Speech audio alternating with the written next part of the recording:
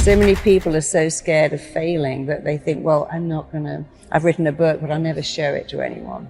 I've got an idea, but what if it doesn't work? And when they begin to see, oh, it all tracks back to a thought which I'm free to change, it's very liberating, it's very empowering. Really, the only thing wrong with you is you don't think you're good enough. But it's very simple to think a different thought, because we own our thoughts. We have to remember something. The mind has no choice but to act on our thoughts. We have an incredible choice to think better thoughts. Strongest force in all of us is we must act in a way that matches how we define ourselves. So your mind's job is to make your thoughts real. The job of your mind is to listen to your thoughts and to start to make them real. People say, I don't know what I was thinking of. How did I end up in this mess? Well, you were thinking, I'm not going to succeed. Everything's not going to work out. If I start that business, it will fail. If I write the essay, it will get a bad mark. So I'm just going to procrastinate here and do nothing, and then I can't fail. And when you take people back to that, you know, procrastination and self-sabotage is nothing more than a reaction to a thought that I'm not enough. My mind believes that everything I tell it must be true, whether it's good or bad, helpful or very hurtful. So we've got to get into the excellent habit of saying, I can do this, I've got this has got my name all over it. No one can do this better than me. If they could, I can still do it my way. Somebody like Eminem, who's a great reference for lost kids, because nobody believed in him. And nobody believed he could be a rapper, but here he is, and he put his anger into rapping, and then they go, oh yeah. But that's the thing, you get to edit your story, upgrade your story, rewrite your story, change your story. Your thoughts are yours to change. You're not your thoughts. Change them. So your life can change like that if you just get into the excellent habit and keep going of dialoguing better with you.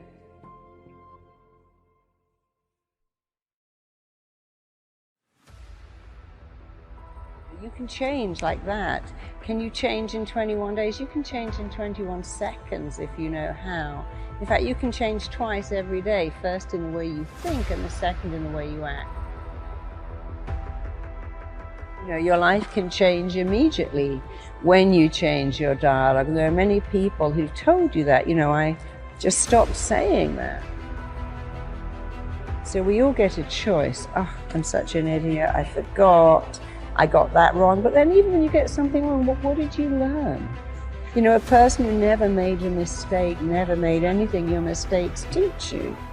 So even when you make a mistake, think, well, I learned something. I learned I'll never do that again.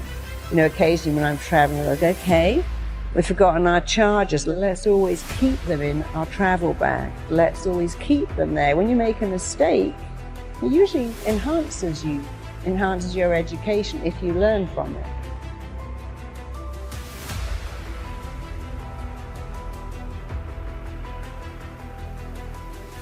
And that's one of the rules of the mind. Whatever you focus on, you get more of. And you can't be in two lanes. So pick a better lane, go into that better lane, keep telling yourself better things, think better thoughts. And whatever is the missing bit, the emptiness, the needs you didn't get met, take some time and think about what they are. And think about what you wanted here, and then tell yourself those words. I can do it. I've got this. I'm good at this. Because amazingly, there is nothing that will raise your self-esteem like praise, but your own praise is better. So if you said to me, oh, you can speak on stage, you can do that. I go, yeah, but you're just saying that. But if I say it, my mind believes that everything I tell it must be true, whether it's good or bad, helpful or very hurtful.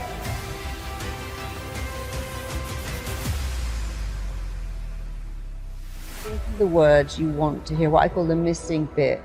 What have you been longing to hear? Well, don't give that away and don't give that up. Start to say it yourself because it sinks in. Whoever's saying it, it sinks in. But when someone else says it, they might have an agenda. You're great, could you lend me some money? But when you say it, there is no agenda. Think of your unmet needs. The emptiness in you is what you didn't get as a kid. You didn't get love, you didn't get praise, you didn't get recognition, you didn't get celebrated, you didn't even get gifts. And that's horrible, but imagine if you could start to say those things. I matter, I'm significant, I'm lovable, I'm worthy, I'm enough. And then you'll start to fill up that emptiness. The not enoughness becomes enoughness. And actually, when you do it yourself, it's way more powerful anyway because you have no agenda.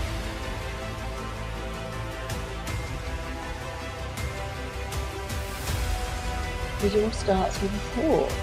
But changing your thoughts is easy, it's free, can be instant. And so I really like to simplify what makes humans tick, because what's the point of making it complicated? How does that help anyone who says, well, I'm messed up and so hard to change and people can't change? It's like, well, that's not correct. Who taught you that? From the minute you were born, you're changing. Oh, you know, it's long and arduous to recover. No, it isn't. Some people will recover like that. You could be one of the ones that changes your thoughts, changes your feelings, changes your actions after all. And if you could look in your body and see the inflammation, the stress hormones, the cortisol you create from thinking negative thoughts, you would never do it again. So we got to remember our thoughts are not our thoughts. They're a blueprint that our mind, body, and psyche are trying to make real. And if you could only think better thoughts, you'd give your mind an easy job.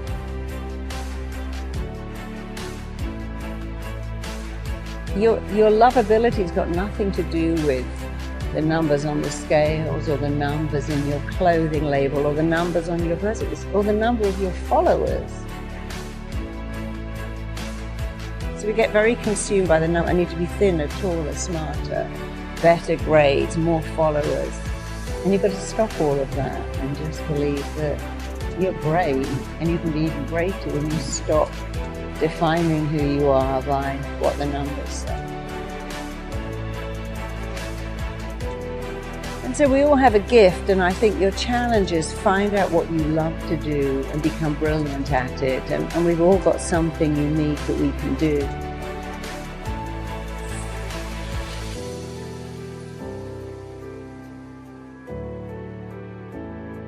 All of us, at some time or another, have agonized over making a decision. Some decisions are major decisions. And also there are a lot of small decisions that we don't make, that they tax our minds, they drain our energy, they create a lot of anxiety and nervousness and mental torment because we don't take care of it. We decide not to decide, which is a decision. Imagine you're on your deathbed, and standing around your deathbed are the ghosts representing your unfulfilled potential. The ghost of the ideas you never acted on, the ghost of the talents you didn't use. And they're standing around your bed, angry, disappointed, and upset. They say, we came to you because you could have brought us to life, they say. And now we have to go to the grave together. So I ask you today, how many ghosts are going to be around your bed when your time comes? How much time do you spend working on you? How much time do you spend every day working on your dream? What kind of investment have you made in you? If your mentality is, I can't wait to see what happens great to me in 2022, you are going to get fucking as a result. Life does not reward people who wait to see what happens. What you put in, you will get out. So if you want 2022 to actually be different, you have to not only be willing to visualize and manifest, you have to be willing to grit it out. You have to be willing to push through discomfort. Nothing that you're about to try or do or achieve that is worthwhile is going to be comfortable for you during the process of creating it. And I want you to take the word hope and I want you to throw it on the motherfucking ground, and I want you to replace it with the word, I will fucking do in 2022.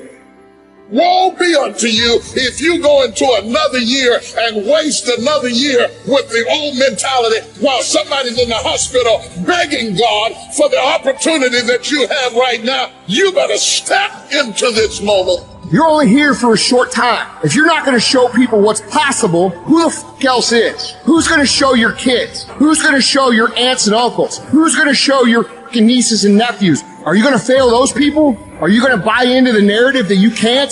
Stand up for your dreams. Stand up for what you want in your life. Decide that your life is so meaningful to you, that you love you and you love life so much that you're going to stand up for something you want. You don't want to be a spectator. You want to get out in the field where the action is, and you will be amazed. After the struggle, there will be a calm period, and things will begin to click for you. Come out here with what you got. You don't have enough money? Don't worry about it. You got the dream. You must be patient, persistent, and positive no matter what. But aren't there some guarantees you can give us? Yes. You're going to die. You can't get out of life alive. So I'm saying to you, you got 6 months to live. Live your life now. Live your dreams now. Start acting like this is your last day on the planet.